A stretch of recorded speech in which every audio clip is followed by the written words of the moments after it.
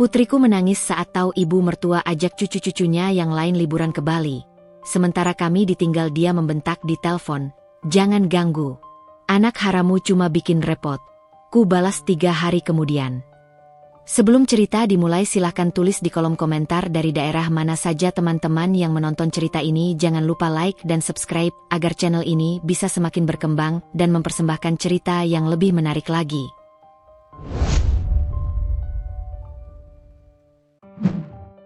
Pagi selalu datang dengan cara yang sama di rumah kecil itu. Tidak pernah terburu-buru, tidak pernah terlalu gaduh. Cahaya matahari menyelinap lewat celah gorden tipis berwarna krem, jatuh pelan di lantai ruang tamu yang bersih namun sederhana. Rumah itu bukan rumah impian yang sering muncul di iklan perumahan, tetapi ia menyimpan kehangatan yang tidak bisa dibeli dengan cicilan panjang. Di sanalah Nara Prameswari memulai harinya. Setiap hari, dengan langkah yang hampir selalu sama. Nara bangun lebih dulu dari anggota keluarga lainnya. Jam dinding baru menunjukkan pukul 5 lewat sedikit ketika ia bangkit dari ranjang, merapikan selimut dengan gerakan otomatis, lalu berjalan ke dapur sambil menahan suara langkahnya. Ia tidak ingin membangunkan Arman atau Laras terlalu cepat. Pagi adalah satu-satunya waktu di mana ia merasa benar-benar punya kendali atas hidupnya, meski hanya sebentar. Di dapur kecil itu, Nara menyalakan lampu, menyeduh air panas, dan menghirup aroma kopi yang perlahan memenuhi ruangan. Ia selalu minum kopi tanpa gula, kebiasaan yang tidak pernah berubah sejak sebelum menikah. Arman sering bilang rasanya terlalu pahit, tetapi Nara justru merasa pahit itu menolongnya tetap sadar. Sambil menunggu air mendidih, Nara berdiri di dekat jendela dapur, memandang halaman kecil di belakang rumah.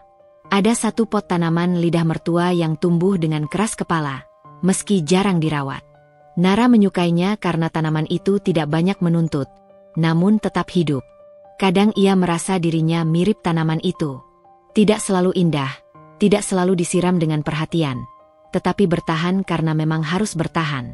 Setelah kopi siap, Nara mulai menyiapkan sarapan. Menu pagi mereka hampir selalu sederhana. Nasi goreng, telur dadar, atau roti bakar dengan selai. Ia tidak pernah memaksakan variasi yang rumit karena tahu waktu Arman terbatas dan Laras seringkali sulit makan jika disodori makanan yang terlalu aneh baginya. Sambil memasak, Nara sesekali melirik jam, memperkirakan kapan Laras akan bangun. Anak itu biasanya terjaga sekitar pukul 6, entah oleh suara burung atau oleh mimpi yang membuatnya ingin segera bercerita. Benar saja, belum lama Nara mematikan kompor, terdengar suara langkah kecil dari arah kamar. Laras muncul dengan rambut yang masih acak-acakan, mata setengah terbuka, namun wajahnya langsung berubah cerah saat melihat ibunya. Ia berlari kecil dan memeluk kaki Nara tanpa ragu, seolah memastikan ibunya masih ada di sana. "Bunda sudah bangun?" tanya Laras dengan suara serak khas anak yang baru bangun tidur. "Sudah dong," jawab Nara sambil membelai rambut Laras. "Ayo, cuci muka dulu. Nanti sarapannya keburu dingin." Laras mengangguk dan berlari ke kamar mandi, meninggalkan suara pintu yang ditutup sedikit terlalu keras. Nara tersenyum kecil. Ia terbiasa dengan energi anak itu, dengan kehadirannya yang seringkali membuat rumah terasa lebih penuh. Saat Laras tidak ada, rumah itu terasa jauh lebih sunyi daripada seharusnya. Arman biasanya bangun setelah Laras. Ia bukan tipe orang yang mudah terjaga pagi-pagi, tetapi ia selalu berusaha bangun tepat waktu. Ketika Arman keluar dari kamar, rambutnya masih sedikit berantakan, namun wajahnya sudah bersih dan rapi. Ia tersenyum pada Nara, senyum yang tidak banyak berubah sejak mereka pertama kali menikah. "Pagi," katanya pelan. "Pagi," jawab Nara, menaruh piring di meja makan. Arman menghampiri Laras yang sedang duduk sambil memainkan sendoknya. Ia mencium kening anak itu, lalu menarik kursi dan duduk di sampingnya. Tangannya terulur, membantu Laras menyuapkan makanan ketika anak itu mulai kehilangan fokus. Pemandangan itu selalu membuat Nara berhenti sejenak. Arman mungkin bukan pria yang banyak bicara atau menunjukkan emosi secara berlebihan, tetapi caranya memperlakukan Laras selalu lembut. Ia hadir, setidaknya di ruang kecil itu, sebagai ayah yang Laras butuhkan. Mereka makan bersama tanpa banyak kata. Bukan karena tidak ada yang ingin dibicarakan, tetapi karena pagi bukan waktu yang tepat untuk percakapan panjang. Nara lebih suka mendengar suara sendok yang beradu pelan dengan piring, atau tawa kecil Laras ketika menceritakan mimpi anehnya. Arman sesekali menyela, menanggapi dengan senyum atau anggukan. Kehidupan mereka mungkin terlihat biasa, bahkan membosankan bagi orang lain, tetapi bagi Nara, kebiasaan itu adalah fondasi yang ia pegang erat. Setelah sarapan, Nara membantu Laras bersiap ke sekolah. Seragam putih merah itu sudah disetrika sejak malam sebelumnya. Nara selalu memastikan semuanya rapi, meski ia tahu dunia tidak akan runtuh jika ada satu lipatan yang terlewat. Ia mengikat rambut Laras dengan pita sederhana, menepuk bahu kecil itu, lalu bertanya apakah ada yang tertinggal. Laras menggeleng dengan semangat. Arman bersiap berangkat kerja tak lama kemudian. Ia mengenakan kemeja yang sama-sama sederhana, sepatu yang sudah mulai kusam, dan tas kerja yang tidak pernah diganti sejak beberapa tahun lalu. Nara mengantarnya sampai ke pintu, seperti kebiasaannya. Mereka bertukar pandang sejenak, tidak banyak kata terucap. Arman mencium kening Nara, sebuah gestur singkat yang menyimpan rasa aman. "Hati-hati," kata Nara. "Kamu juga," balas Arman. Setelah Arman pergi dan Laras berangkat sekolah, rumah kembali sunyi. Nara membereskan meja makan, mencuci piring, lalu duduk sejenak di ruang tamu. Ia menghela napas panjang, bukan karena lelah, tetapi karena ada ruang kosong yang selalu muncul setelah rutinitas pagi selesai. Waktu itu biasanya ia gunakan untuk berpikir, atau lebih tepatnya, mencoba tidak terlalu banyak berpikir. Nara sadar dirinya bukan perempuan yang sempurna. Ada hari-hari ketika ia merasa kurang sabar, kurang ceria, atau terlalu sensitif. Ia sering menyalahkan diri sendiri atas hal-hal kecil, seperti suara yang sedikit meninggi ketika Laras rewel atau wajahnya yang terlalu murung saat Arman pulang kerja. Namun di balik semua kekurangan itu, Nara selalu berusaha utuh. Ia tidak ingin menjadi sosok yang setengah-setengah hadir dalam kehidupan anaknya. Ia membuka ponsel, membaca pesan-pesan yang masuk. Sebagian besar berasal dari grup sekolah Laras atau dari Maya, sahabatnya. Ada satu nama yang tidak sering muncul di layar ponselnya, namun selalu memberi sensasi berbeda setiap kali disebut, Bu Ratmi. Ibu Arman itu jarang mengirim pesan langsung kepada Nara. Biasanya, komunikasi berjalan lewat Arman, atau lewat kalimat-kalimat pendek yang terasa resmi. Bu Ratmi dikenal sebagai perempuan yang tegas, tidak banyak basa-basi, dan selalu yakin dengan pendapatnya sendiri. Nara menghormatinya, meski ia tidak selalu merasa nyaman. Pagi itu, tidak ada pesan dari Bu Ratmi. Hanya satu pesan lama yang tersimpan di arsip, ucapan singkat yang dikirim beberapa hari lalu. Nara menatap layar itu sebentar, lalu mengunci ponselnya kembali. Ia tidak ingin memulai hari dengan perasaan yang belum jelas arahnya. Menjelang siang, Nara mulai mengerjakan pekerjaan rumah lainnya. Ia menyapu, mengepel, dan menata ulang barang-barang kecil yang sering berpindah tempat. Setiap sudut rumah memiliki cerita kecilnya sendiri. Foto pernikahan mereka tergantung di dinding ruang tamu, menampilkan senyum yang masih polos dan penuh harapan. Foto Laras saat bayi juga ada di sana. Wajah mungil yang membuat Nara selalu teringat betapa rapuh dan kuatnya kehidupan sekaligus. Siang itu, Nara duduk di meja makan dengan secangkir teh hangat. Ia membuka album foto lama, sebuah kebiasaan yang sering ia lakukan ketika merasa ingin kembali ke masa-masa awal. Di dalam album itu, tersimpan kenangan tentang awal pernikahan, tentang hari-hari ketika segalanya terasa lebih ringan. Nara tersenyum, meski senyum itu tidak sepenuhnya bebas dari bayangan. Ketika sore datang, Nara bersiap menjemput Laras. Ia berjalan kaki ke sekolah yang jaraknya tidak terlalu jauh. Di sepanjang jalan, ia melihat ibu-ibu lain, anak-anak yang berlarian, dan kehidupan yang bergerak dengan ritmenya masing-masing.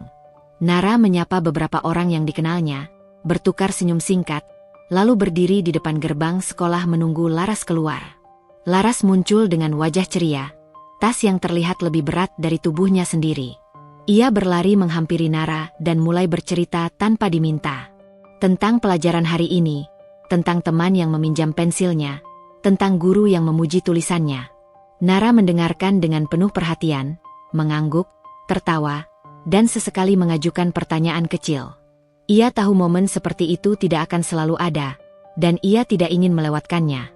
Sesampainya di rumah, Laras mengganti pakaian dan duduk mengerjakan PR di meja kecil di ruang tamu. Nara menemaninya sambil menyiapkan camilan. Mereka berbicara tentang hal-hal ringan, tentang rencana akhir pekan, tentang makanan favorit. Tidak ada rencana besar, hanya keinginan untuk menghabiskan waktu bersama. Arman pulang menjelang maghrib. Wajahnya tampak lelah, namun ia tetap menyempatkan diri untuk menggendong Laras dan bertanya tentang harinya.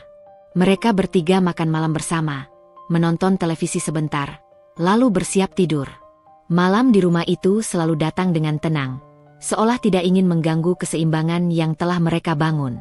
Saat Laras tertidur, Nara dan Arman duduk berdampingan di ruang tamu. Tidak banyak yang mereka bicarakan. Kadang hanya tentang pekerjaan, kadang tentang hal-hal kecil yang terjadi sepanjang hari. Nara memperhatikan wajah Arman, garis-garis lelah yang semakin jelas seiring waktu. Ia tahu Arman memikul banyak hal di pundaknya, termasuk hal-hal yang jarang ia ceritakan. Nama Bu Ratmi kembali melintas di pikiran Nara. Bukan sebagai ancaman, melainkan sebagai bagian dari hidup mereka yang tidak bisa dihindari. Ia tahu ibu mertuanya adalah perempuan yang keras, namun juga punya caranya sendiri dalam mencintai.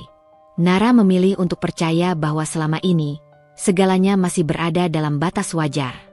Malam itu, sebelum tidur, Nara berdiri di ambang pintu kamar Laras. Ia memandangi anaknya yang terlelap, napasnya teratur, wajahnya damai. Nara berjanji dalam hati untuk selalu menjadi tempat pulang yang aman, apapun yang terjadi nanti. Ia tidak tahu apa yang menanti di depan, tidak tahu bagaimana hidup akan menguji mereka.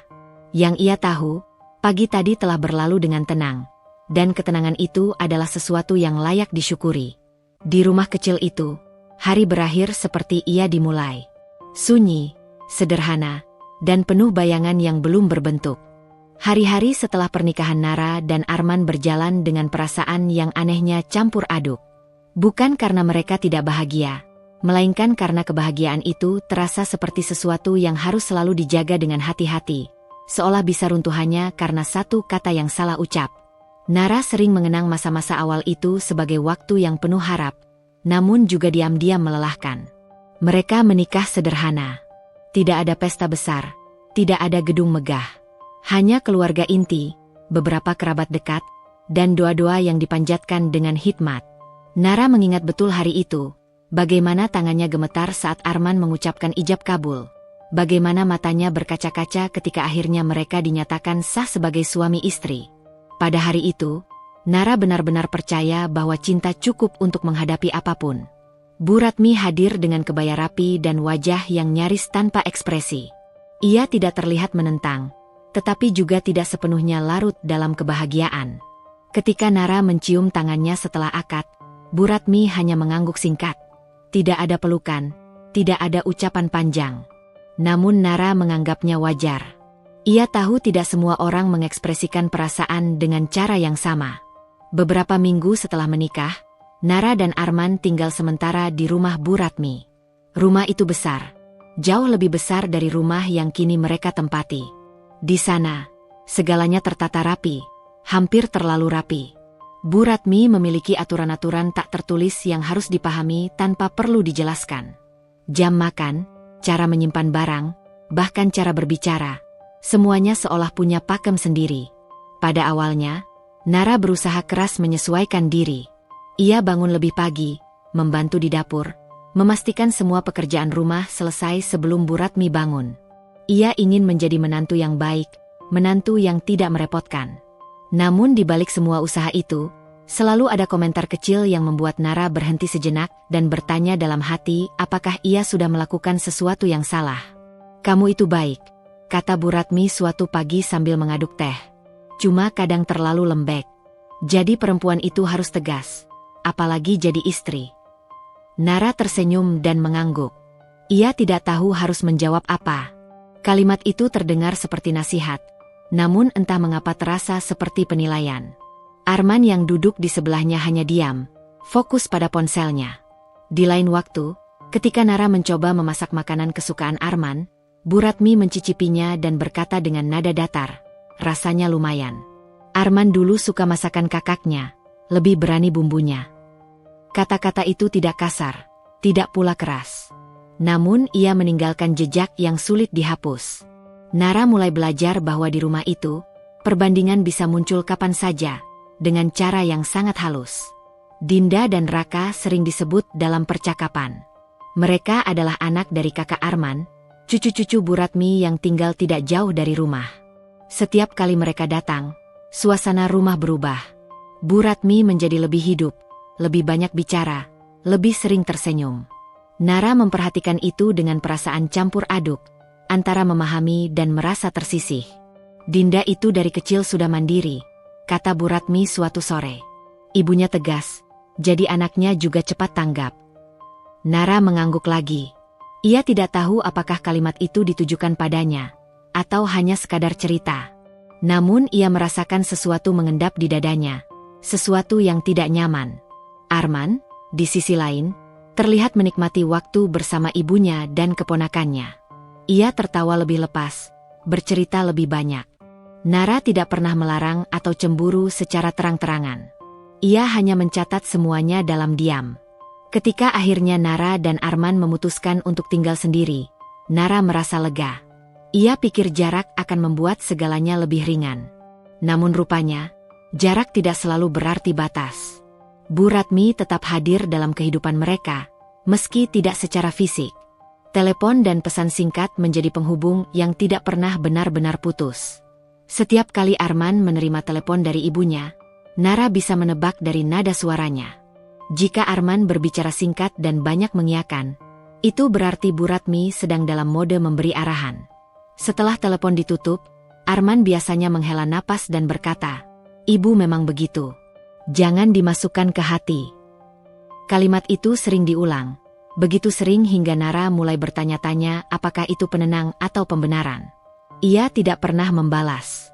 Ia hanya tersenyum kecil dan mencoba meyakinkan dirinya sendiri bahwa ia tidak perlu merasa apapun. Saat Nara hamil laras, Bu Ratmi datang menjenguk. Ia membawa banyak nasihat, lebih banyak daripada yang Nara minta. Tentang makanan, tentang cara tidur, tentang apa yang seharusnya dan tidak seharusnya dilakukan. Nara mendengarkan semuanya dengan sabar, meski beberapa kali merasa kewalahan. Dulu waktu kakak iparmu hamil, dia kuat sekali, kata Bu Ratmi sambil memandang perut Nara yang mulai membesar. Tidak manja. Nara tersenyum, meski hatinya sedikit mencelos. Ia tidak tahu bagaimana harus bersikap. Ia ingin merasa cukup, namun selalu ada standar yang seolah tidak pernah ia capai. Setelah Laras lahir, perasaan itu tidak hilang. Bahkan semakin nyata. Bu Ratmi sering datang menjenguk, membawa hadiah untuk cucunya. Nara bersyukur atas perhatian itu, namun ia juga memperhatikan perbedaan yang tidak bisa diabaikan. Hadiah untuk Dinda dan Raka selalu disebutkan dengan detail, sementara hadiah untuk Laras seringkali hanya diserahkan tanpa banyak kata. Yang penting sehat, kata Bu Ratmi suatu kali, ketika Nara mencoba berbincang tentang tumbuh kembang Laras. Anak itu jangan terlalu dimanja. Nara mengangguk, seperti biasa. Ia belajar menelan perasaan-perasaan kecil yang muncul, menaruhnya di sudut hatinya, berharap suatu hari perasaan itu akan menghilang dengan sendirinya. Arman tetap menjadi penengah yang pasif. Ia tidak pernah benar-benar membela, namun juga tidak secara terang-terangan menyakiti. Ketika Nara mencoba mengungkapkan kegelisahannya, Arman mendengarkan, lalu berkata dengan nada lelah, "Ibu memang begitu dari dulu. Semua juga kena, bukan cuma kamu." Kalimat itu membuat Nara terdiam. Ia tidak tahu apakah ia harus merasa lega atau justru semakin sendiri. Ia mulai belajar untuk tidak terlalu banyak bercerita, untuk tidak berharap terlalu tinggi pada pengertian. Waktu berjalan, dan kehidupan mereka tampak normal dari luar. Mereka punya rumah sendiri, anak yang sehat, dan rutinitas yang teratur. Namun di balik semua itu, ada batas-batas yang tidak pernah benar-benar jelas. Batas antara menghormati dan mengalah, antara bersabar dan memendam. Nara sering merenung di malam hari, bertanya pada dirinya sendiri apakah semua ini hanya perasaannya saja. Ia tidak pernah diperlakukan dengan kasar secara terang-terangan. Tidak ada kata-kata yang benar-benar bisa dijadikan bukti. Semuanya terselubung, halus, dan mudah dibantah. Jika ia mengeluh, ia takut akan dianggap berlebihan. Ia memilih diam, Bukan karena tidak punya suara, tetapi karena ia ingin menjaga ketenangan yang sudah susah payah mereka bangun. Ia mencintai Arman, dan cinta itu membuatnya bertahan lebih lama daripada yang ia bayangkan. Bu Ratmi tetap menjadi sosok yang dihormati, meski tidak pernah benar-benar dekat. Setiap pertemuan selalu diwarnai senyum sopan dan percakapan ringan. Namun Nara tahu, di balik semua itu, ada jarak yang tidak bisa ia jembatani sendirian. Dan di tengah semua itu, Arman tetap mengulang kalimat yang sama, seolah itu adalah jawaban untuk segalanya. Ibu memang begitu. Nara mendengarnya berkali-kali, sampai akhirnya kalimat itu tidak lagi terdengar seperti penjelasan, melainkan seperti tembok. Tembok yang berdiri di antara dirinya dan harapan akan pengertian yang utuh. Belum ada ledakan. Belum ada pertengkaran besar. Hanya perasaan tidak nyaman yang perlahan tumbuh, seperti bayangan yang memanjang setiap kali matahari bergerak. Nara belum tahu kemana semua ini akan bermuara. Ia hanya tahu, ada sesuatu yang tidak beres, meski belum bisa ia beri nama. Laras tumbuh lebih cepat dari yang Nara sadari. Bukan secara fisik semata, melainkan cara ia memandang dunia, cara ia bertanya, dan cara ia diam ketika sesuatu tidak ia pahami sepenuhnya. Di usia 7 tahun, Laras sudah mengenal perasaan-perasaan yang seharusnya belum perlu ia urusi.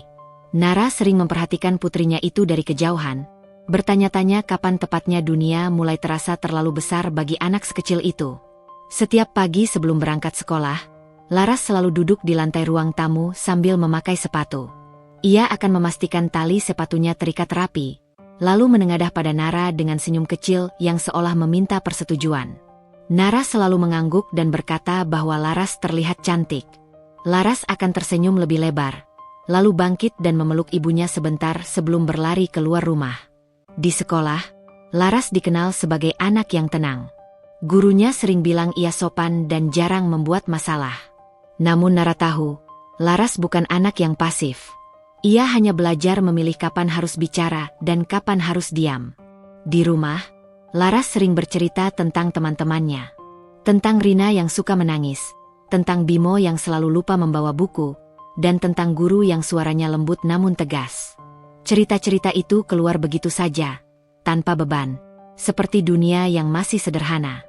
Namun di antara cerita-cerita itu, ada satu topik yang semakin sering muncul. Tentang neneknya. "Bunda, nenek lagi ngapain ya?" tanya Laras suatu sore sambil mengerjakan PR di meja kecil. Nara yang sedang melipat pakaian berhenti sejenak.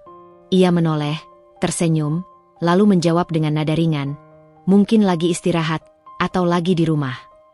"Kenapa nenek jarang ke sini?" Laras melanjutkan, seolah pertanyaan pertama belum cukup. Nara menarik napas pelan. Ia tahu pertanyaan itu akan datang cepat atau lambat. Ia memilih kata-kata dengan hati-hati, seperti menata barang rapuh. "Nenek sibuk, sayang. Kadang orang dewasa punya banyak urusan." Laras mengangguk, tetapi Nara bisa melihat ada sesuatu yang belum selesai di wajah anak itu. Ia tidak bertanya lagi saat itu, namun Nara tahu, pertanyaan-pertanyaan itu akan kembali, dengan bentuk yang berbeda. Di sekolah, beberapa teman Laras sering bercerita tentang liburan bersama keluarga besar. Tentang nenek yang mengajak jalan-jalan, tentang kakek yang membelikan es krim.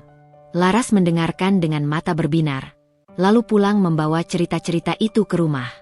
Ia tidak pernah mengeluh, hanya menyampaikan dengan cara yang polos. "Teman Laras, Dita, kemarin liburan sama neneknya," kata Laras suatu malam saat makan malam. "Katanya seru." Nara tersenyum dan mengangguk. "Pasti seru."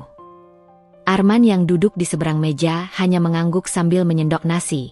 Ia tidak menanggapi lebih jauh. Nara memperhatikan itu, dan memilih untuk tidak memaksa percakapan berlanjut. Ia tidak ingin Laras melihat ada ketegangan yang seharusnya tidak perlu ia pahami. Nara berusaha keras menjaga citra keluarga di depan Laras. Ia tidak pernah berbicara buruk tentang Bu Ratmi, tidak pernah menunjukkan kekecewaan secara terang-terangan. Ia percaya, anak-anak seharusnya tidak dibebani dengan konflik orang dewasa. Jika Laras bertanya tentang neneknya, Nara selalu menjawab dengan nada netral, bahkan cenderung positif. "Nenek itu orangnya tegas," katanya suatu kali. "Tapi sebenarnya baik." Kata-kata itu keluar begitu saja, meski Nara sendiri tidak selalu yakin sepenuhnya. Namun ia tahu, menjaga pandangan Laras tentang keluarganya jauh lebih penting daripada meluapkan perasaannya sendiri. Suatu hari, Laras pulang dari sekolah dengan wajah yang tampak lebih serius dari biasanya. Ia tidak langsung bercerita, hanya meletakkan tasnya dan duduk di sofa. Nara yang menyadari perubahan itu mendekat dan duduk di sampingnya. "Kenapa, sayang?" tanya Nara lembut. Laras menunduk sebentar, lalu berkata pelan, "Bunda, nenek punya cucu lain, kan?" Pertanyaan itu sederhana, namun membuat Nara terdiam sejenak. Ia mengangguk. "Iya, nenek punya cucu lain. Mereka sering main sama nenek," lanjut Laras. Nara menghela napas pelan. "Kadang-kadang." Laras tidak berkata apa-apa lagi. Ia hanya mengangguk kecil, lalu bangkit dan masuk ke kamar. Nara menatap punggung kecil itu dengan perasaan yang sulit dijelaskan. Ia ingin mengikuti, ingin memeluk, namun ia tahu Laras butuh ruangnya sendiri. Beberapa hari setelah itu, Nara menemukan sesuatu yang membuat dadanya terasa sesak sekaligus hangat. Di laci kecil meja belajar Laras, terselip sebuah toples plastik bening. Di dalamnya, ada beberapa koin dan uang kertas kecil yang dilipat rapi. Di atas toples itu, tertempel secari kertas dengan tulisan tangan Laras yang sedikit miring, "Liburan sama nenek." Nara duduk di lantai sambil memegang toples itu. Tangannya gemetar. Ia tidak tahu sejak kapan Laras mulai menabung, atau dari mana ia mendapat ide itu. Ia hanya tahu, anaknya menyimpan harapan yang begitu polos, tanpa tahu betapa rumitnya dunia orang dewasa. Saat Laras pulang, Nara memanggilnya dengan lembut. Ia menunjukkan toples itu tanpa berkata apa-apa. Laras terlihat sedikit kaget, lalu tersenyum malu-malu. "Laras mau liburan sama nenek," katanya pelan. "Kalau Laras punya uang, nanti nenek mau, kan?" Pertanyaan itu menusuk lebih dalam daripada yang Nara bayangkan. Ia memeluk Laras erat-erat, berusaha menyembunyikan getaran di suaranya. "Pasti, sayang. Yang penting Laras rajin nabung." Ia tidak berani menjanjikan apapun. Ia hanya ingin Laras merasa didukung, meski dalam hatinya ada kekhawatiran yang semakin besar. Sejak hari itu, Laras semakin rajin menabung. Setiap kali mendapat uang saku lebih, ia akan memasukkannya ke dalam toples. Ia bahkan menolak membeli permen atau mainan kecil, sesuatu yang biasanya sulit ia lewatkan. Nara memperhatikan semua itu dengan perasaan campur aduk. Ia bangga pada kedewasaan Laras, namun juga sedih karena kedewasaan itu datang terlalu cepat. Arman mengetahui tentang tabungan itu beberapa hari kemudian. Ia memegang toples itu dengan wajah yang sulit dibaca. "Dia kepikiran sampai sejauh ini," katanya pelan. Nara mengangguk. Dia cuma ingin dekat dengan neneknya. Arman terdiam. Ia mengembalikan toples itu ke tempat semula, lalu berkata, "Nanti juga ada waktunya." Kalimat itu terdengar sama seperti yang sering ia ucapkan tentang banyak hal. Nara tidak membantah. Ia hanya berharap waktu itu benar-benar ada. Laras mulai sering bertanya tentang rencana liburan. Tidak dengan nada menuntut, hanya bertanya, seolah ingin memastikan bahwa harapannya tidak sia-sia. Nara menjawab sebisanya, selalu dengan nada optimis namun hati-hati. Ia tidak ingin mematahkan semangat Laras, tetapi ia juga tidak ingin memberi janji kosong. Di suatu malam, saat Nara membacakan cerita sebelum tidur, Laras tiba-tiba bertanya, "Bunda, nenek sayang Laras, kan?" Pertanyaan itu membuat Nara berhenti membaca. Ia menatap wajah Laras yang polos, mata yang penuh harap. Nara tersenyum dan mengangguk.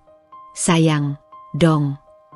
Laras tersenyum, lalu memejamkan mata. Namun Nara tahu, pertanyaan itu tidak muncul begitu saja. Ada sesuatu yang Laras rasakan, meski ia belum bisa menjelaskannya dengan kata-kata. Setelah Laras tertidur, Nara duduk lama di tepi ranjang. Ia memandangi wajah anaknya, garis-garis halus yang menunjukkan betapa rapuhnya perasaan itu.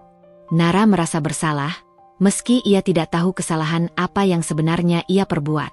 Ia hanya ingin melindungi Laras dari rasa tidak diinginkan, rasa yang terlalu berat untuk anak seusianya. Hari-hari berjalan seperti biasa, namun Nara merasakan perubahan kecil. Laras menjadi lebih pendiam ketika topik keluarga besar muncul. Ia tidak lagi bercerita panjang lebar, hanya mendengarkan. Nara berusaha mengimbanginya dengan lebih banyak perhatian, lebih banyak pelukan, lebih banyak waktu bersama. Ia ingin memastikan Laras tahu bahwa ia dicintai sepenuhnya. Namun di balik semua itu, ada ironi yang semakin terasa.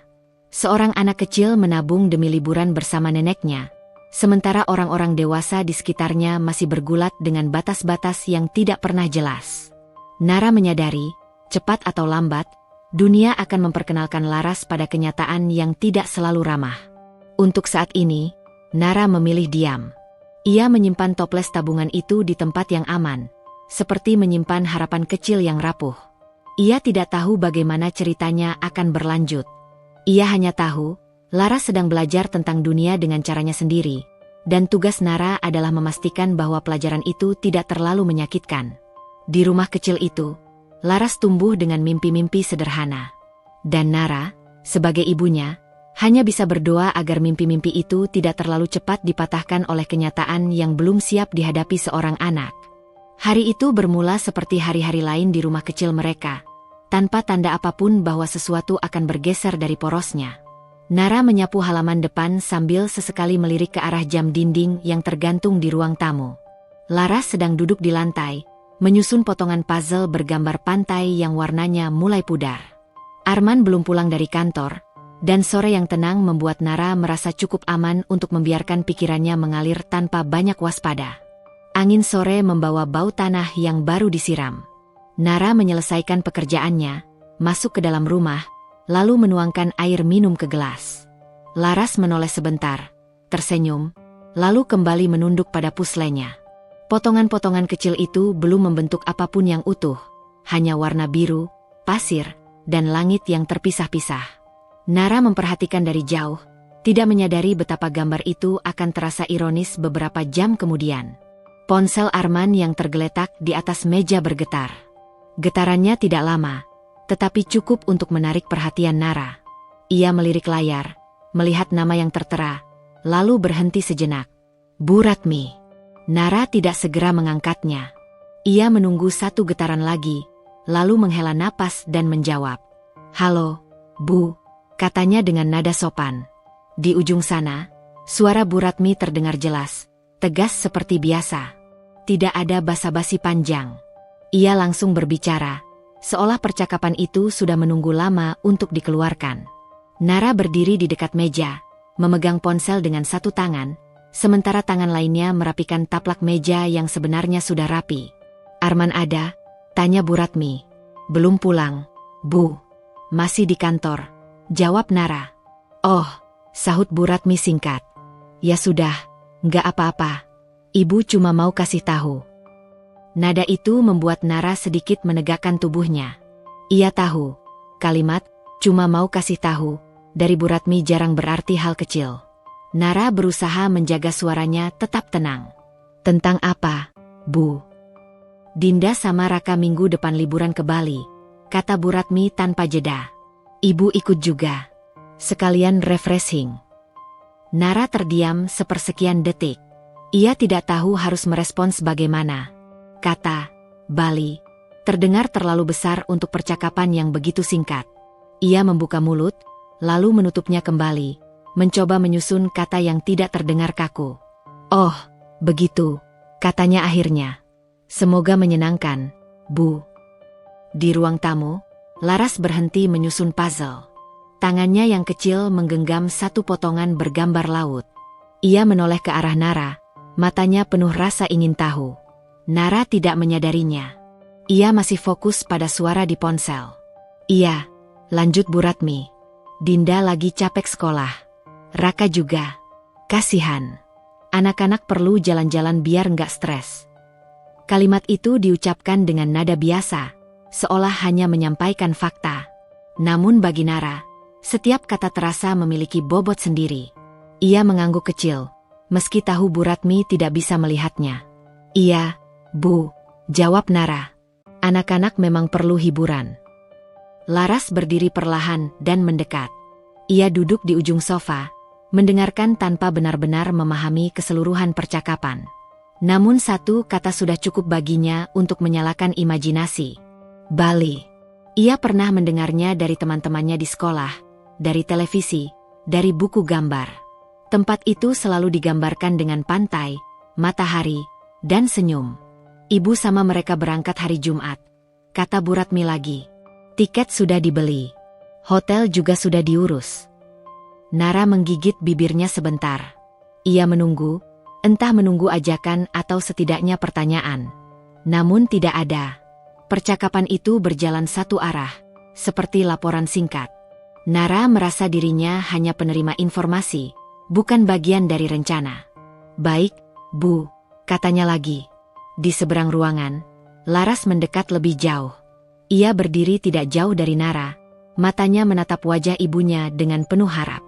Nara mulai menyadari kehadiran anaknya, tetapi ia tidak menghentikan percakapan. Ia tidak ingin terdengar tidak sopan. Arman nanti kamu sampaikan, ya, ujar Bu Ratmi.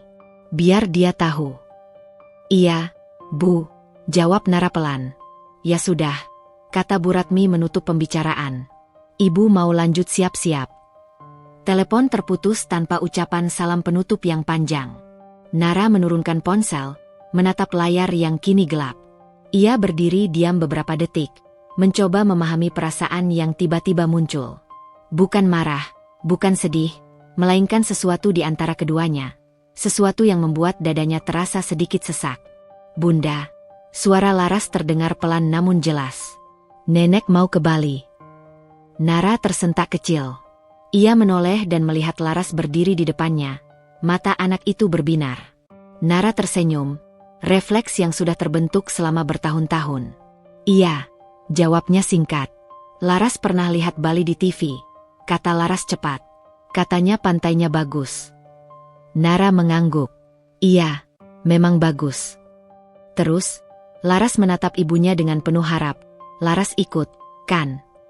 Pertanyaan itu meluncur begitu saja, polos, tanpa beban.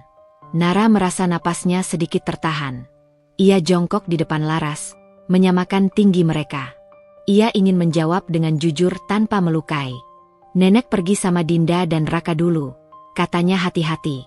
Laras nanti. Ya. Nanti kapan? Tanya Laras. Nara tersenyum lagi, senyum yang terasa semakin berat. Nanti kalau ada waktu. Laras mengangguk, meski jelas belum sepenuhnya mengerti. Ia tersenyum kecil, lalu kembali ke puslenya. Namun potongan-potongan itu kini tampak tidak lagi menarik perhatiannya seperti sebelumnya. Nara memperhatikan punggung kecil itu, merasakan sesuatu yang mengendap di dadanya. Arman pulang menjelang maghrib. Ia membuka pintu dengan wajah lelah, meletakkan tasnya di kursi, lalu duduk sejenak. Nara menyambutnya seperti biasa, bertanya singkat tentang hari kerjanya. Arman menjawab seperlunya, lalu pergi ke kamar mandi. Rutinitas itu berjalan tanpa perubahan. Namun Nara tahu, ada sesuatu yang harus ia sampaikan. Saat mereka duduk bersama di ruang tamu setelah makan malam, Nara menyerahkan ponsel pada Arman. Ibumu telepon tadi. Arman menoleh, ekspresinya berubah sedikit. Kenapa? Dia bilang mau ke Bali. Sama Dinda dan Raka, jawab Nara, menjaga nadanya tetap netral. Arman terdiam. Ia menatap layar ponselnya yang gelap, seolah mencari kata-kata yang tepat.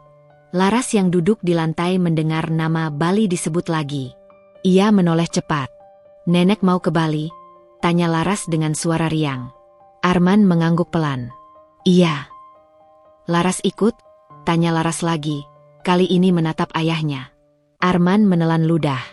Ia melirik Nara sekilas, lalu kembali menatap Laras.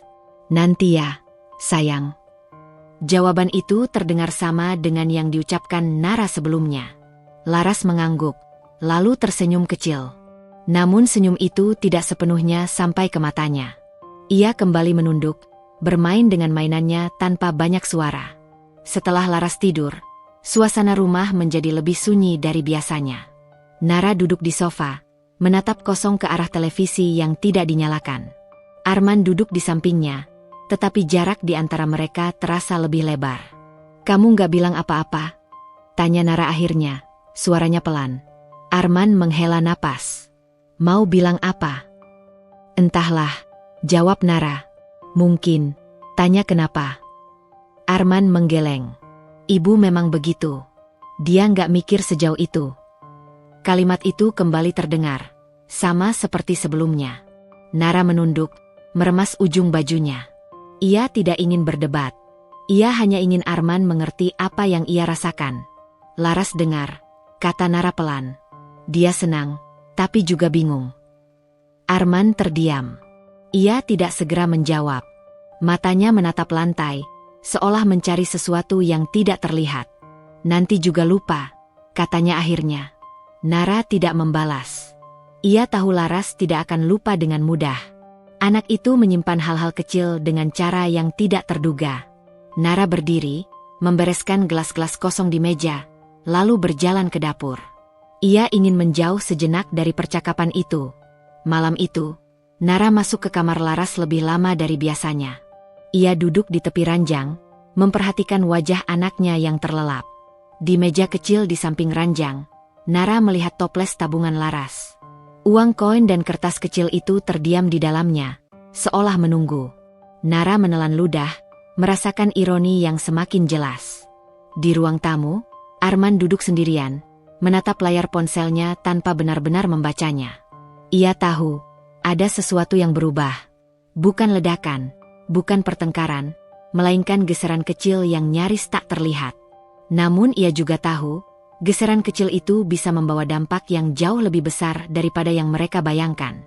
Telepon itu sudah berakhir, namun gaungnya masih tinggal di rumah kecil mereka.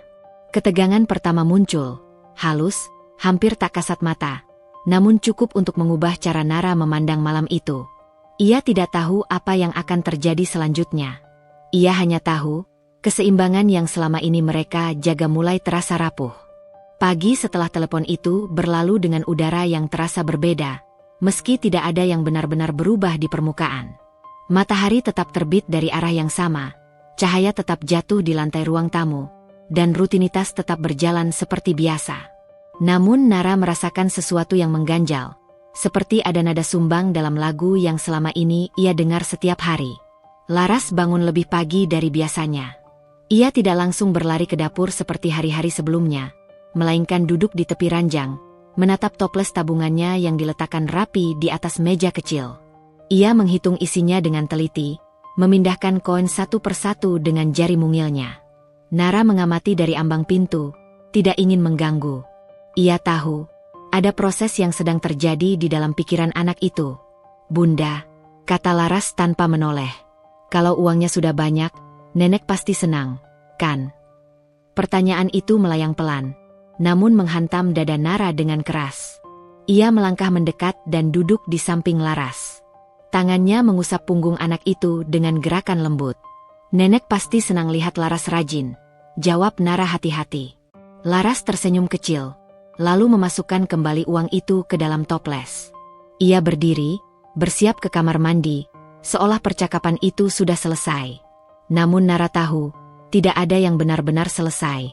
Pertanyaan itu hanya disimpan kembali, menunggu waktu yang tepat untuk muncul lagi. Di sekolah, Laras menjadi lebih pendiam. Gurunya sempat menyampaikan pada Nara saat penjemputan bahwa Laras tampak melamun di kelas. Tidak mengganggu, tidak bermasalah, hanya sering menatap keluar jendela. Nara mengangguk dan mengucapkan terima kasih, meski hatinya terasa semakin berat. Sore itu, saat mereka pulang, Laras berjalan di samping Nara tanpa banyak bicara. Sesekali ia menendang kerikil kecil di jalan, matanya menunduk. Nara ingin bertanya, tetapi ia menahan diri. Ia takut pertanyaan itu justru membuka luka yang belum siap Laras ungkapkan.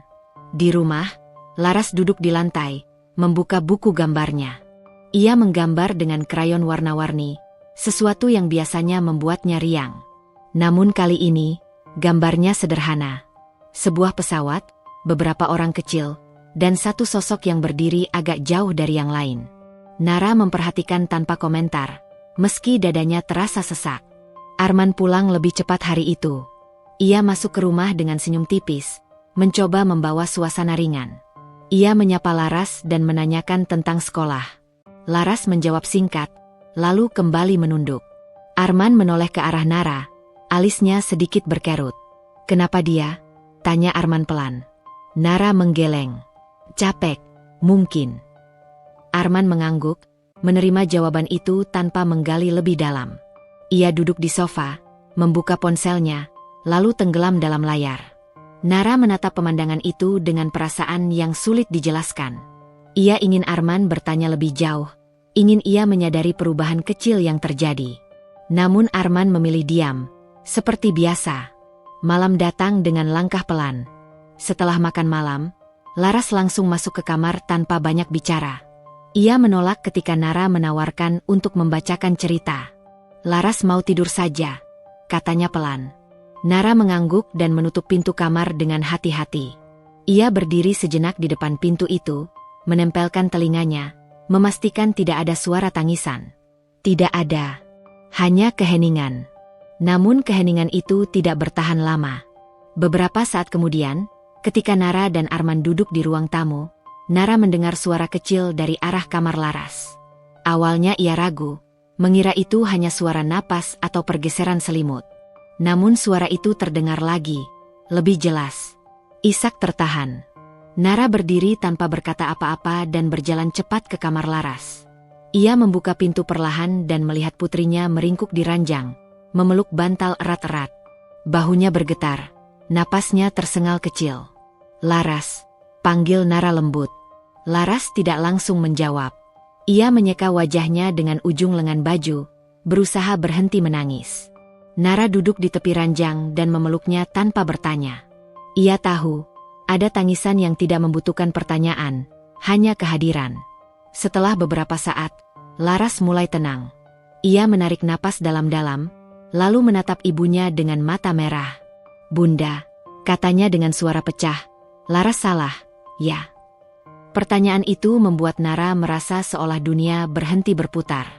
Salah apa, sayang? Nenek nggak ajak Laras ke Bali, lanjut Laras, suaranya hampir tak terdengar. Berarti Laras nggak baik. Nara memeluk Laras lebih erat. Dadanya terasa perih, seolah ada sesuatu yang diremas kuat-kuat. Bukan begitu, katanya cepat. Bukan karena Laras. Tapi Dinda sama Raka diajak. Laras bersikeras, air mata kembali mengalir. Laras juga mau jalan-jalan sama nenek. Nara mengusap rambut Laras, berusaha menenangkan. Ia ingin menjelaskan, ingin meluruskan, namun kata-kata terasa begitu sulit. Bagaimana menjelaskan pada anak 7 tahun bahwa dunia orang dewasa seringkali tidak adil, tanpa membuatnya merasa tidak berharga? Nenek lagi punya rencana sendiri, kata Nara akhirnya. Bukan karena Laras. Laras terdiam.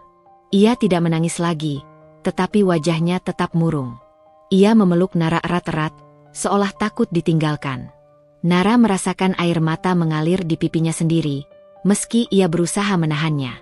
Di luar kamar, Arman berdiri tanpa suara.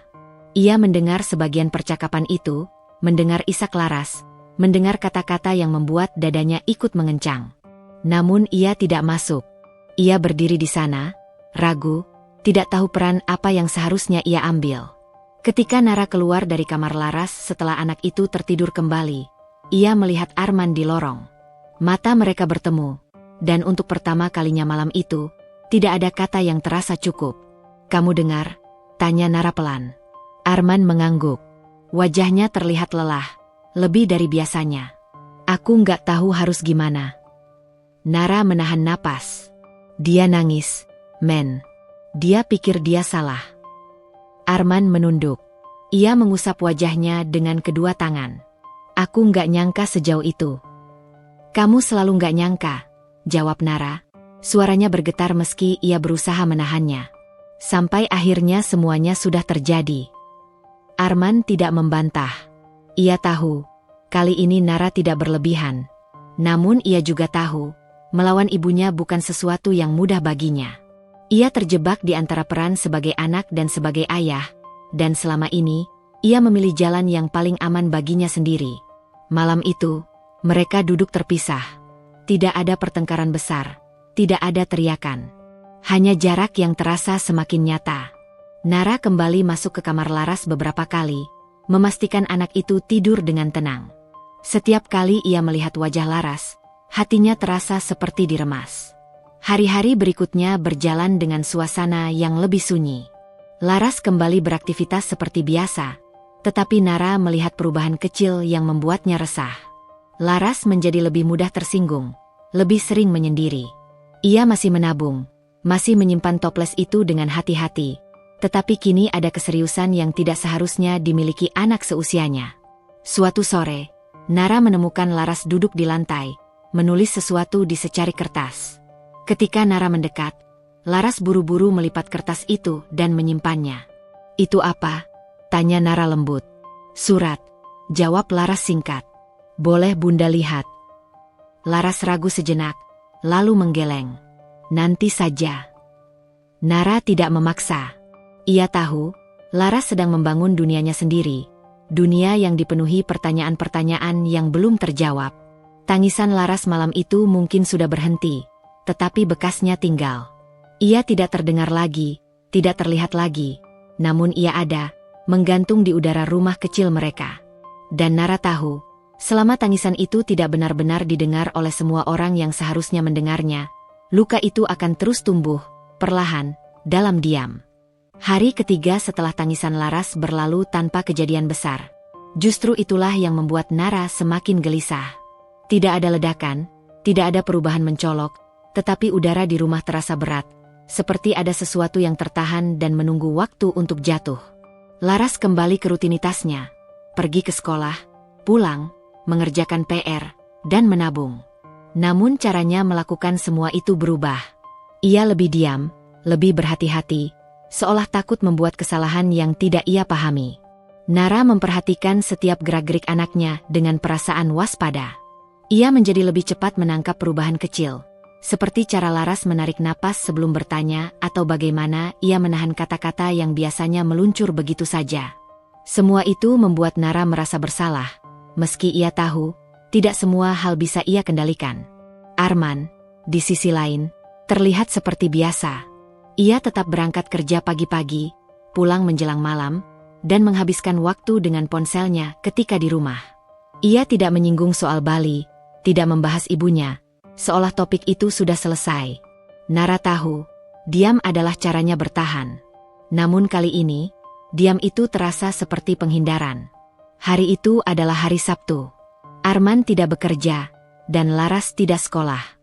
Seharusnya hari seperti itu diisi dengan kebersamaan kecil. Namun pagi itu justru terasa canggung.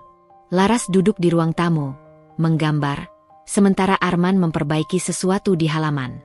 Nara di dapur, memotong sayuran dengan gerakan berulang, pikirannya melayang-layang. Ketika ponsel di meja dapur bergetar, Nara mengira itu pesan dari Maya. Ia mengelap tangannya dengan kain lap dan mengambil ponsel. Nama yang muncul di layar membuat dadanya mengencang. Bu Ratmi. Nara menatap layar itu beberapa detik lebih lama dari biasanya. Panggilan itu seolah membawa serta semua perasaan yang ia pendam sejak telepon pertama beberapa hari lalu. Ia bisa saja membiarkannya berdering, menunggu Arman untuk mengangkatnya. Namun entah mengapa, kali ini Nara merasa ia tidak bisa lagi bersembunyi di balik diam. Ia menekan tombol terima. "Halo, Bu," katanya, berusaha menjaga suaranya tetap tenang. Tidak ada basa-basi. Suara Bu Ratmi terdengar lebih keras dari biasanya, seperti ada ketidaksabaran yang tidak disembunyikan. "Kamu kenapa sih akhir-akhir ini? Kok jadi sering nelpon?" Nara terdiam sejenak. Ia tidak merasa sering menelepon. Ia bahkan jarang menghubungi Bu Ratmi kecuali benar-benar perlu. "Maksud Ibu? Kemarin kamu nelpon, sekarang juga," kata Bu Ratmi dengan nada tidak senang. "Ibu lagi sibuk." Nara menarik napas dalam-dalam. Ia tidak ingin percakapan ini berubah menjadi konfrontasi, tetapi ia juga merasa tidak adil jika terus disalahkan. "Saya cuma mau tanya, Bu, tentang Laras." Nama itu membuat jeda singkat di ujung telepon. Namun jeda itu tidak membawa ketenangan. "Laras kenapa?" tanya Bu Ratmi dingin. "Dia dengar soal Bali," kata Nara pelan. Dia jadi banyak bertanya. "Saya cuma ingin tahu, apa memang gak ada rencana?" "Ya memang gak ada," potong Bu Ratmi tajam. "Memangnya kenapa?" Nara menelan ludah. Di ruang tamu, Laras masih menggambar, punggungnya menghadap dapur. Nara menurunkan suara, seolah bisa melindungi anaknya dengan jarak. Dia sedih, Bu. Lanjut Nara hati-hati. Dia nangis. Dia pikir dia salah. Halah, suara Bu Ratmi terdengar mendengus. Anak kecil aja dibesar-besarin. Kalimat itu membuat tangan Nara yang memegang ponsel bergetar. Saya cuma minta pengertian, Bu. Laras itu cucu ibu juga. Cucu, suara Bu Ratmi meninggi. Kamu jangan mulai, ya. Nada itu membuat Nara berdiri lebih tegak. Saya nggak bermaksud apa-apa. Saya cuma... Dengerin, potong Bu Ratmi dengan suara keras. Ibu capek. Jangan ganggu. Kata-kata itu keluar cepat, tanpa jeda, seperti peluru yang dilepaskan tanpa ragu. Nara membeku. Di ruang tamu, Laras menoleh. Ia mendengar nada tinggi itu, meski tidak mendengar kata-katanya dengan jelas. Ia berdiri perlahan, mendekat ke arah dapur. Bu, saya cuma ingin Laras nggak merasa. Jangan ganggu, bentak Bu Ratmi, kali ini tanpa menahan volume. Anak harammu cuma bikin repot. Kalimat itu menghantam Nara begitu keras hingga dunia terasa berputar sesaat. Kata-kata itu tidak hanya melukai, tetapi merobek sesuatu yang selama ini ia jaga mati-matian. Ia tidak sempat bereaksi. Ia tidak sempat membalas. Yang ia rasakan hanyalah dingin yang menjalar dari dada ke ujung jari. Di belakangnya, Laras berdiri kaku. Ia tidak mendengar keseluruhan kalimat itu, tetapi cukup mendengar kata, anak, dan nada kemarahan yang membuat tubuh kecilnya menegang. Matanya membesar, napasnya tertahan. Nara menyadari kehadiran Laras dari sudut matanya. Dengan sisa tenaga yang ada, ia mematikan telepon tanpa mengucapkan apapun. Tangannya gemetar hebat. Ia menurunkan ponsel, lalu berbalik perlahan. Laras menatapnya dengan wajah pucat. Bunda, katanya pelan, hampir berbisik. Nenek marah, ya. Nara berlutut di depan Laras, memeluknya erat sebelum anak itu sempat menangkap lebih banyak. Enggak, sayang. Nenek cuma lagi capek. Laras tidak langsung menangis. Ia diam, terlalu diam. Tubuhnya kaku dalam pelukan Nara. Nara merasakan getaran kecil, bukan dari tangisan, tetapi dari sesuatu yang ditahan. Arman masuk ke rumah beberapa saat kemudian. Ia melihat pemandangan itu dan langsung tahu ada sesuatu yang tidak beres. Kenapa? Tanyanya. Nara tidak menjawab. Ia masih memeluk Laras. Arman mendekat, lalu berlutut juga. Laras. Laras menoleh ke arah ayahnya, matanya berkaca-kaca. Ayah, nenek marah sama bunda. Arman menatap Nara, kebingungan. Ibu nelpon. Nara mengangguk pelan. Ia tidak sanggup bicara. Tenggorokannya terasa terkunci. Arman berdiri, berjalan ke dapur, mengambil ponsel dari meja. Ia melihat riwayat panggilan, lalu menatap Nara lagi. Dia bilang apa? Nara menelan ludah. Kata-kata itu terasa terlalu kotor untuk diucapkan. Dia bentak, katanya akhirnya. Suaranya nyaris tidak terdengar. Arman menghela napas panjang. Ia mengusap wajahnya, lalu berkata, kamu pasti salah paham. Kalimat itu membuat Nara mengangkat kepala. Matanya merah, bukan hanya karena tangis, tetapi karena sesuatu yang lebih dalam. Aku dengar sendiri, katanya pelan. Dan Laras dengar. Arman terdiam. Ia menoleh ke arah Laras yang kini duduk memeluk lututnya. Anak itu tidak menangis, tetapi wajahnya terlihat kosong. Masuk kamar dulu, ya, sayang, kata Nara lembut. Laras berdiri perlahan dan berjalan ke kamarnya tanpa berkata apa-apa. Langkahnya pelan, seolah membawa beban yang terlalu berat untuk tubuh kecilnya. Setelah Laras pergi, keheningan jatuh di antara Nara dan Arman. Arman duduk di kursi, menunduk, ponselnya masih di tangan.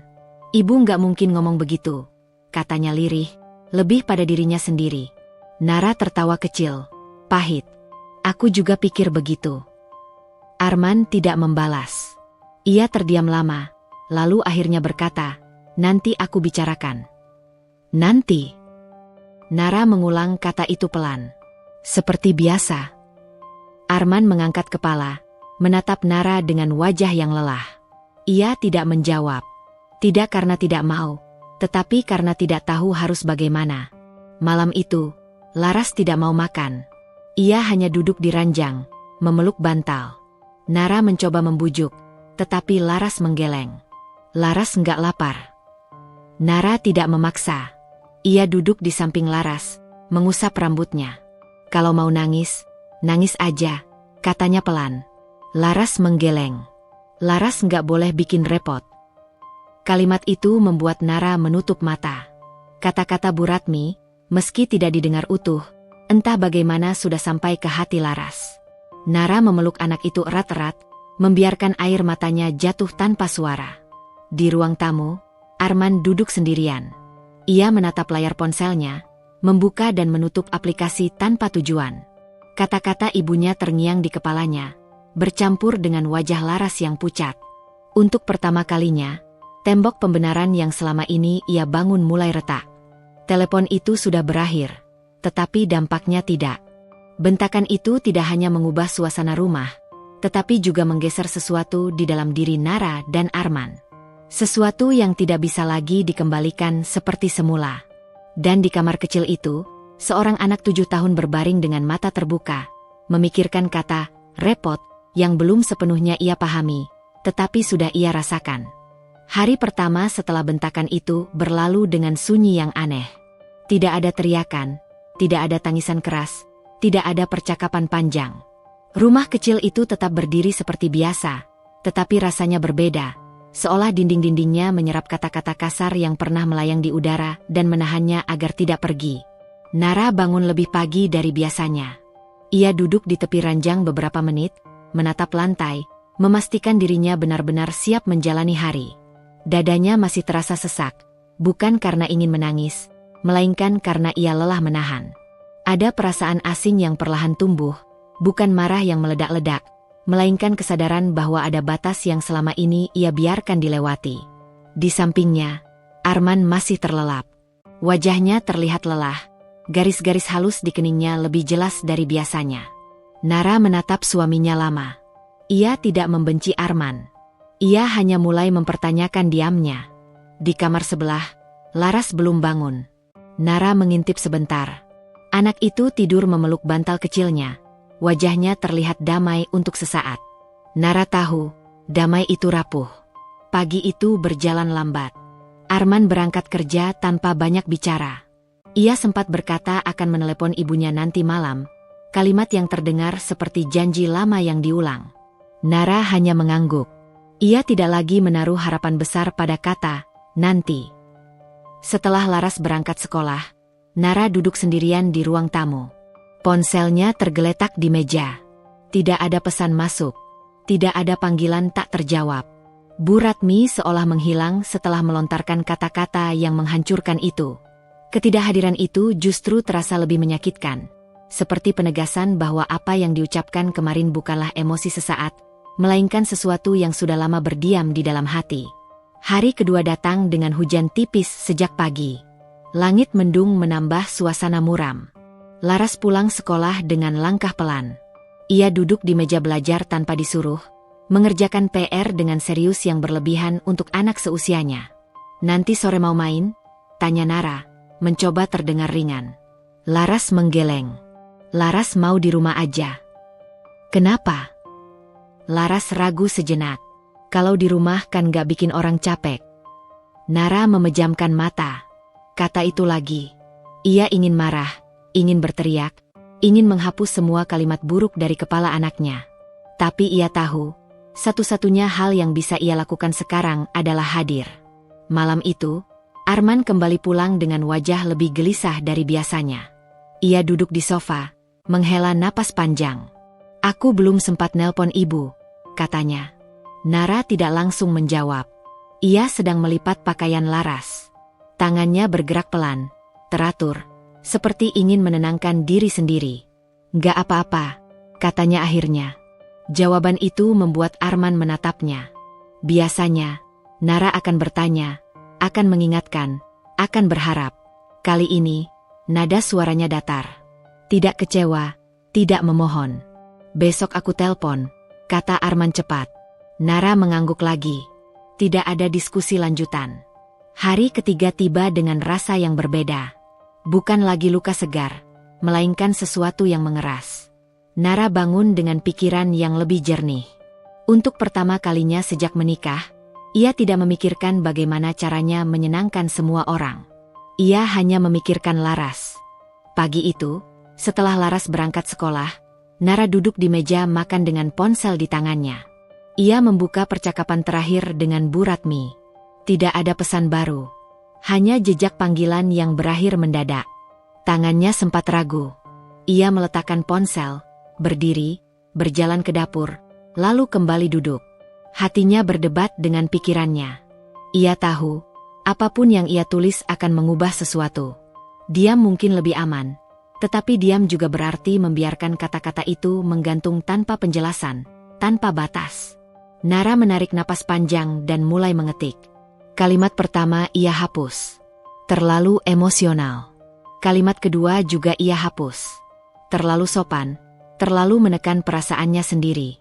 Ia berhenti sejenak, menutup mata, lalu membayangkan wajah Laras semalam, ketika anak itu berkata tidak ingin bikin repot. Ketika ia kembali mengetik, jarinya bergerak lebih mantap. Ia tidak menulis untuk menyerang. Ia menulis untuk melindungi. Pesan itu tidak panjang, tetapi setiap kata ia pilih dengan hati-hati. Ia menuliskan bahwa ia menghormati Bu Ratmi sebagai orang tua Arman. Ia menuliskan bahwa ia tidak pernah bermaksud merepotkan. Namun ia juga menuliskan bahwa Laras adalah anaknya, cucu Arman, dan kata-kata kasar, siapapun yang mengucapkannya, telah melukai seorang anak yang tidak bersalah.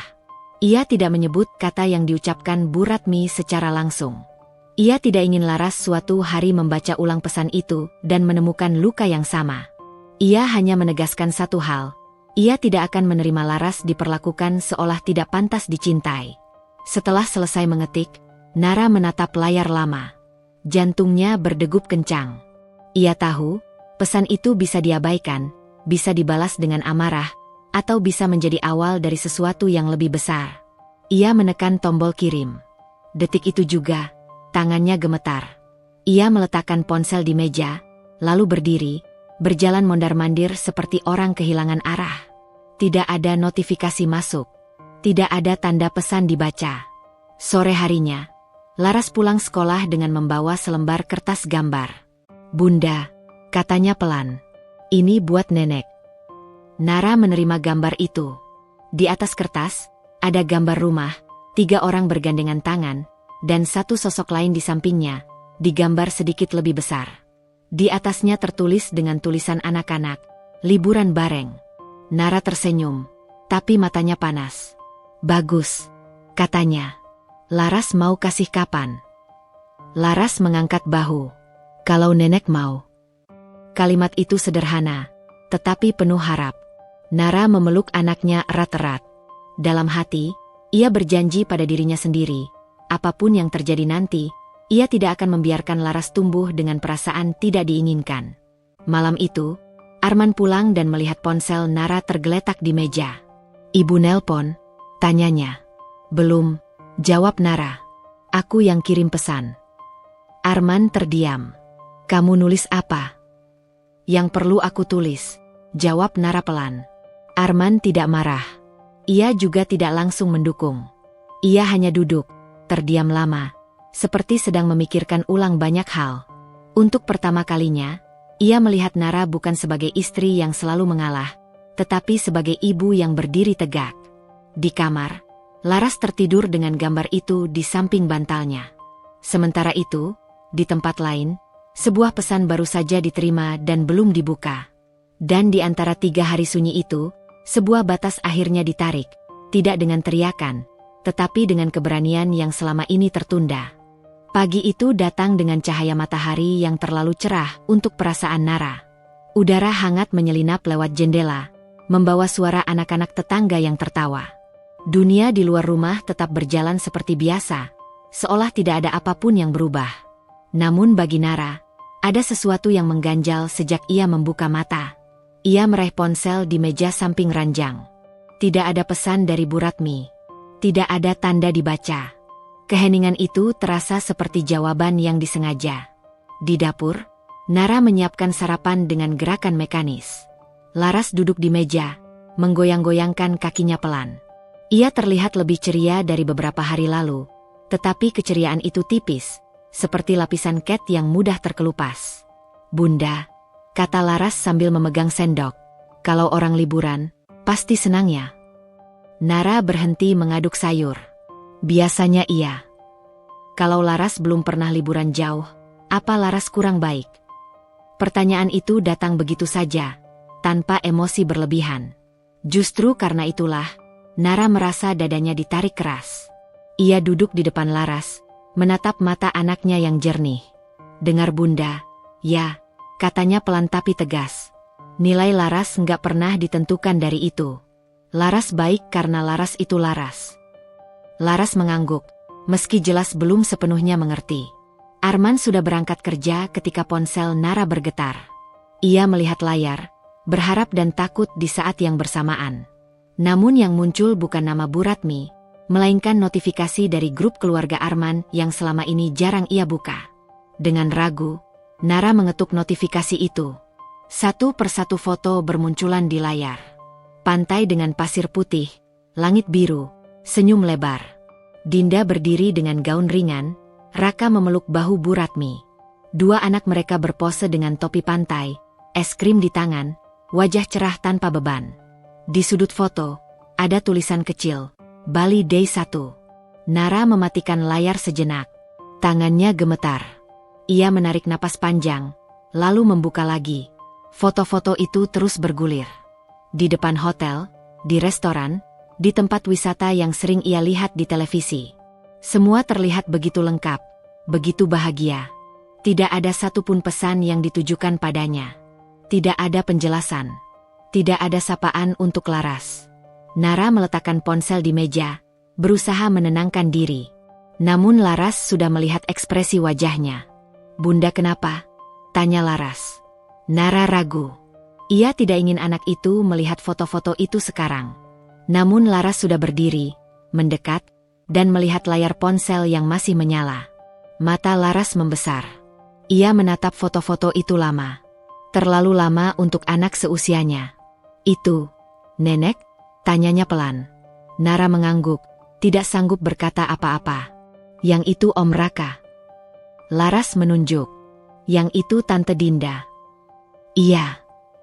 Laras terdiam. Ia tidak menangis. Wajahnya justru terlihat kosong, seperti seseorang yang sedang berusaha memahami sesuatu yang terlalu besar.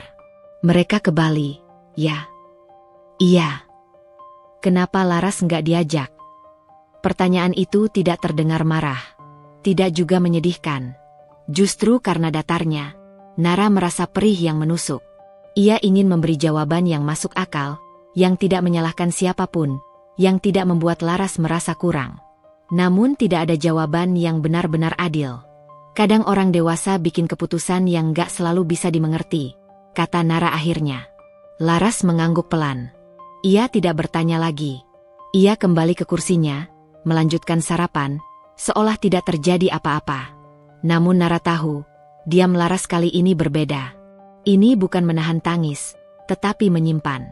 Sepanjang hari, Laras lebih banyak mengurung diri di kamar. Ia menggambar, menulis, lalu merobek kertasnya sendiri. Nara beberapa kali mengintip, tetapi tidak masuk. Ia memberi ruang, meski hatinya tidak tenang. Siang itu, ponsel Nara kembali bergetar. Sebuah pesan masuk dari nomor Bu Ratmi. Nara membacanya sekali, lalu dua kali. Lalu ia meletakkan ponsel, menatap kosong ke depan. Pesan itu singkat. Bu Ratmi tidak menyinggung soal bentakan. Tidak menanggapi pesan panjang Nara. Ia hanya menulis bahwa ia sedang liburan, tidak ingin diganggu urusan rumah, dan berharap Nara bisa mengerti posisinya sebagai orang tua. Tidak ada kata maaf. Tidak ada pertanyaan tentang Laras. Nara merasa sesuatu di dalam dirinya runtuh perlahan. Bukan karena marah, tetapi karena akhirnya ia paham. Ia bukan sedang disalahpahami. Ia memang tidak dipertimbangkan. Sore hari, Arman menelepon.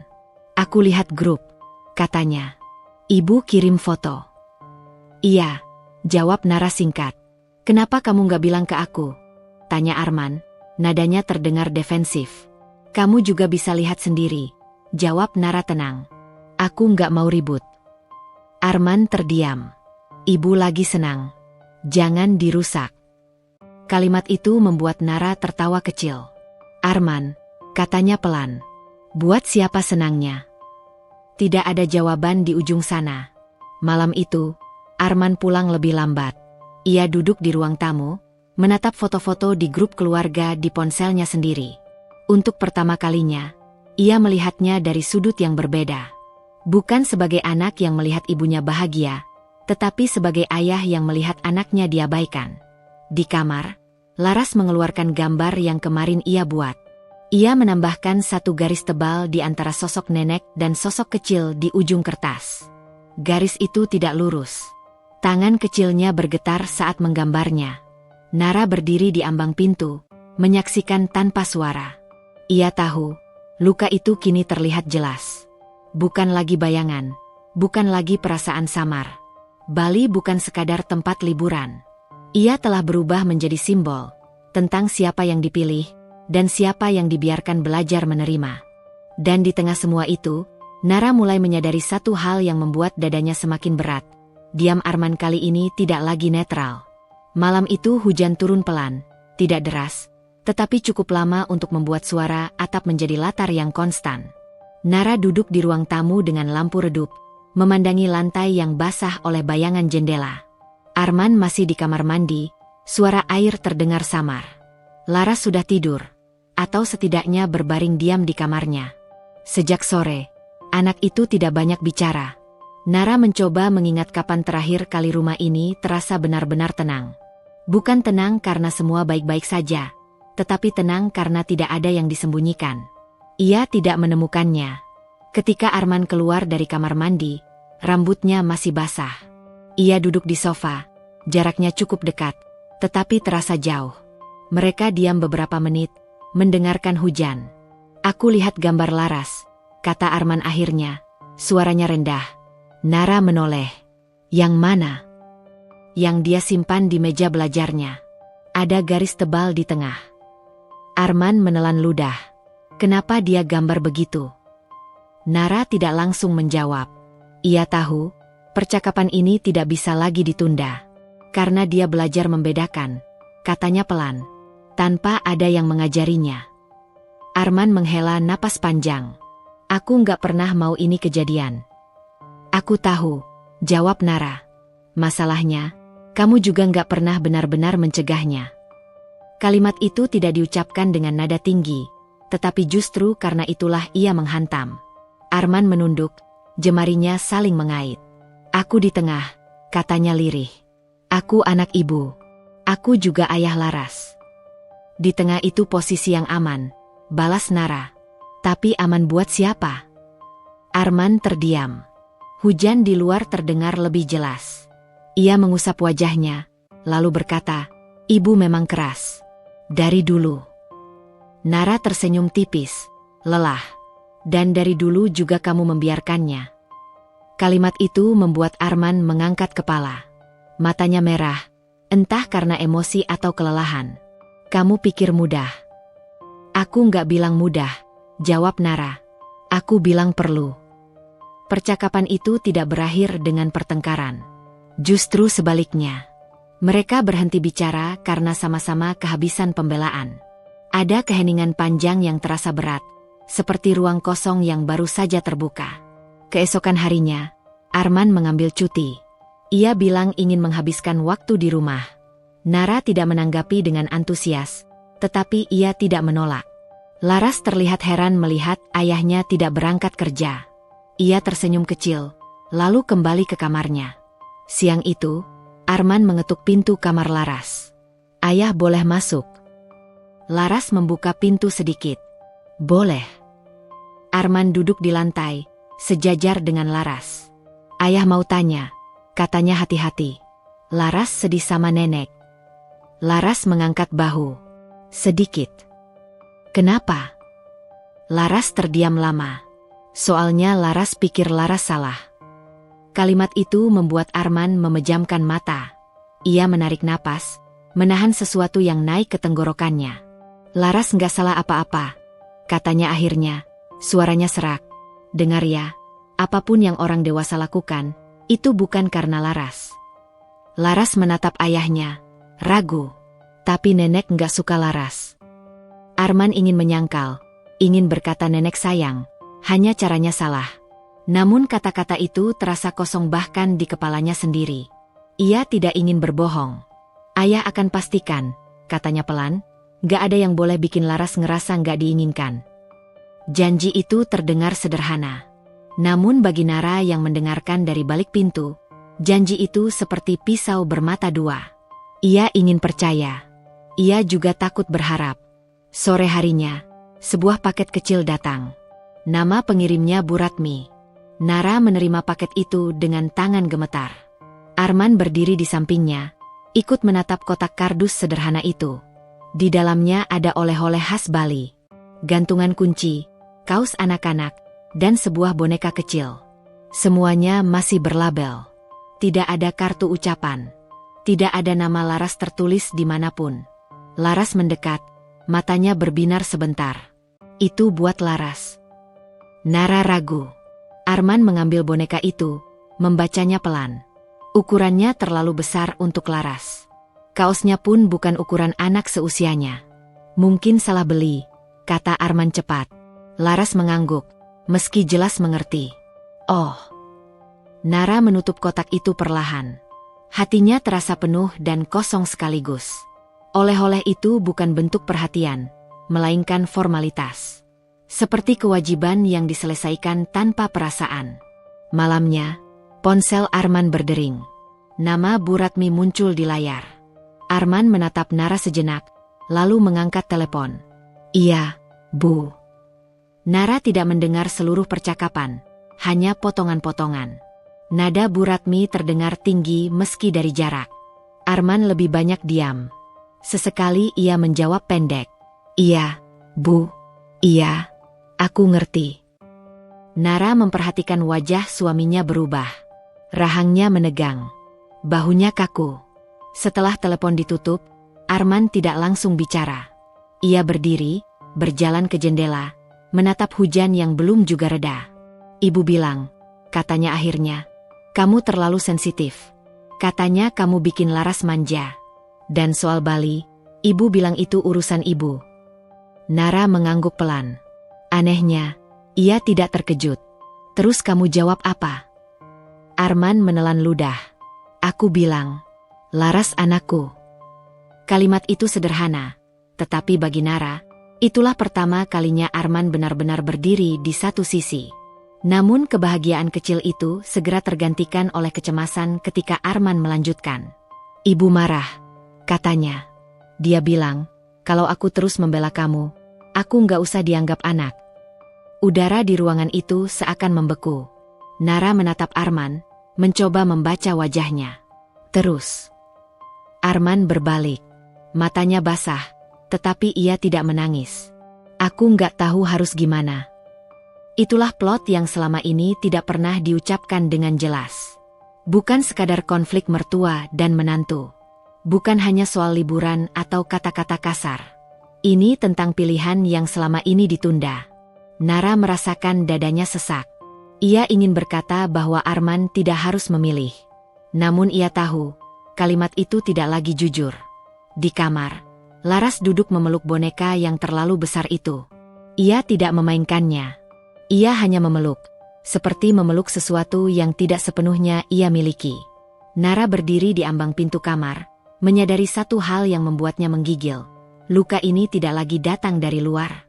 Ia sudah masuk ke dalam rumah, ke dalam pernikahan, dan kini menunggu keputusan yang tidak bisa lagi dihindari. Hujan di luar perlahan mereda. Namun di dalam rumah kecil itu, badai justru baru akan menentukan arah. Pagi itu rumah terasa terlalu sunyi. Tidak ada suara radio, tidak ada obrolan ringan seperti biasanya. Nara bangun lebih dulu, duduk di tepi ranjang dengan punggung tegak, seolah sedang mempersiapkan diri menghadapi sesuatu yang belum ia ketahui bentuknya, tetapi ia tahu beratnya. Di sampingnya, Arman masih terbaring, namun jelas tidak benar-benar tidur. Napasnya tidak teratur. Sejak percakapan semalam, ada jarak tak kasat mata di antara mereka. Bukan jarak fisik, melainkan jarak pikiran yang dipenuhi ketakutan masing-masing. Nara berdiri pelan dan berjalan ke dapur. Ia menyiapkan sarapan seperti biasa, nasi hangat, telur dadar, dan teh manis. Rutinitas yang selama ini menjadi jangkar kewarasannya. Namun hari itu, setiap gerakan terasa mekanis, tanpa rasa. Laras keluar dari kamar dengan seragam sekolahnya. Rambutnya sudah rapi, tasnya sudah tergantung di bahu. Terlalu rapi untuk anak seusianya. Terlalu mandiri. "Bunda," katanya pelan. "Ayah berangkat bareng." Nara menoleh ke arah kamar. "Nanti Bunda panggil, ya." Laras mengangguk dan duduk di kursi makan. Ia makan perlahan, tidak banyak bicara. Sesekali matanya melirik ke arah kamar orang tuanya, lalu kembali menunduk. Arman akhirnya keluar. Wajahnya tampak lebih tua pagi itu. Ia duduk, mengambil piring, dan mulai makan tanpa berkata apa-apa. Nara memperhatikan tangan suaminya yang sedikit bergetar saat menuang teh. "Ayah," kata Laras tiba-tiba. "Nenek marah sama ayah." Sendok Arman berhenti di udara. Nara menahan napas. "Kenapa tanya gitu?" Arman balik bertanya, suaranya hati-hati. "Soalnya kemarin ayah kelihatan sedih," jawab Laras jujur. Arman menelan ludah. "Ayah cuma capek." Laras mengangguk, tetapi jelas tidak sepenuhnya percaya. Ia tidak bertanya lagi.